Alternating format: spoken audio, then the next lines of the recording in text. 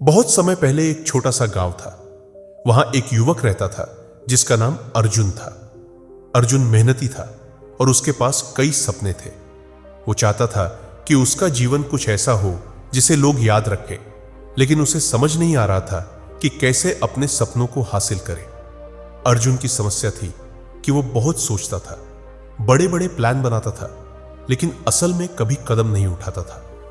अर्जुन का दिन अक्सर यूं ही बीत जाता था। वो सुबह जल्दी उठता, दिन भर इधर उधर घूमता और नए नए आइडियाज सोचता, पर असल में कोई भी काम शुरू नहीं कर पाता। कभी कभी वो अपने आलस्य के कारण और कभी आत्मसंदेह के कारण कदम आगे नहीं बढ़ाता था।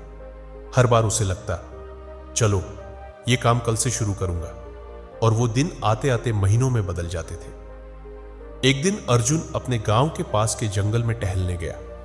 वहां उसकी मुलाकात एक वृद्ध व्यक्ति से हुई जो दिखने में साधारण था, लेकिन उसकी आंखों में एक चमक थी।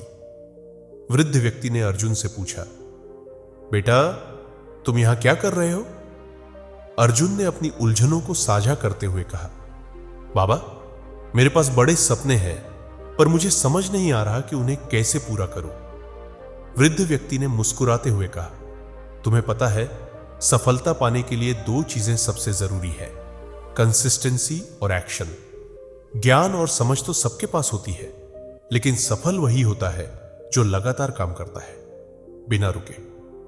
अर्जुन ने पूछा, परंतु बाबा कभी कभी मैं उत्साहित नहीं महसूस करता और ऐसा लगता है कि सब कुछ बहुत कठिन है।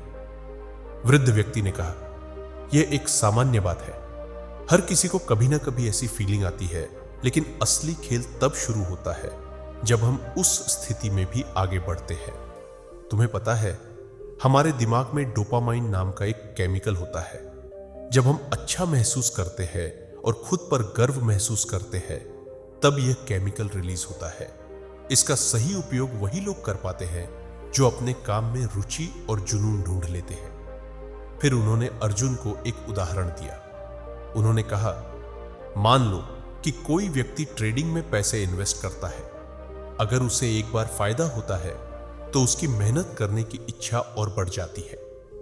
ठीक उसी तरह जब तुम रोजाना छोटी छोटी चीजों में सफलता महसूस करोगे तो तुम्हारा दिमाग तुम्हें और मेहनत करने के लिए प्रेरित करेगा।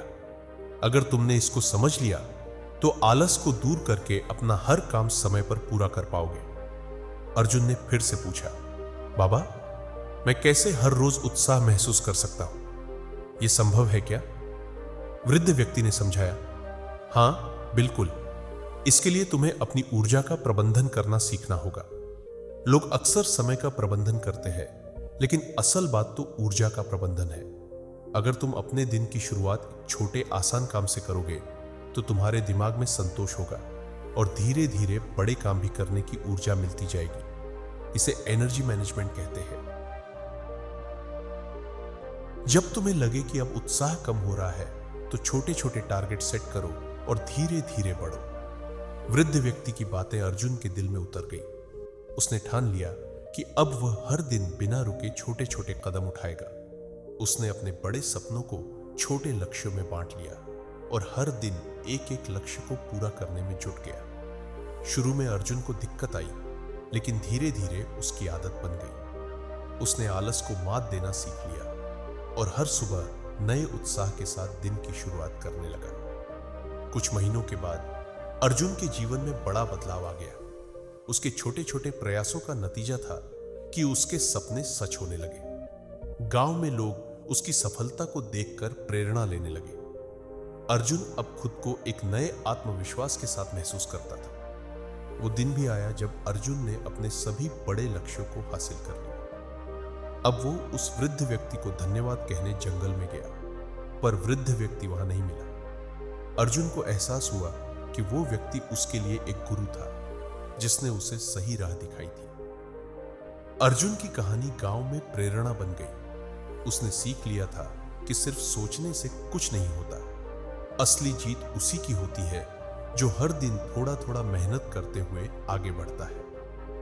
अर्जुन का नाम अब उस गांव में मेहनत और कंसिस्टेंसी का प्रतीक बन गया था।